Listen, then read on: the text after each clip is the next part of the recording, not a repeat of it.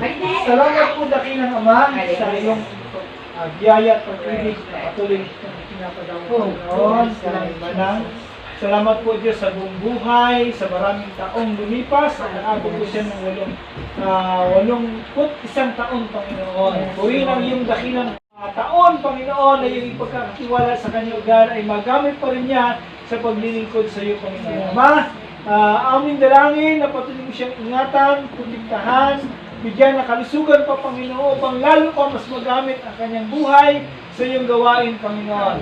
Pagpalain mo po ang kanyang kaarawan na dumating sa araw nito, Panginoon. Naway ang iyong patuloy na pag-iingat at gabay at kalusugan sa kanyang pangatawan ay patuloy po ipagkaloob sa kanyang Panginoon. Patuloy po makakasama pa rin namin siya, Panginoon, sa paglilingkod sa iyo, God. Salamat po, Ama, maging sa pagkainihain po sa aming kalagitnaan.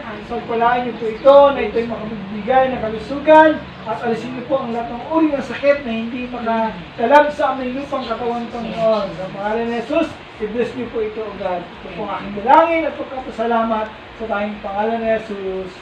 To you, happy birthday, happy birthday, happy birthday to you. Happy birthday to you. Happy birthday, happy birthday, happy birthday to you. Blow the candle, Lola. Happy birthday, Lola! Happy birthday!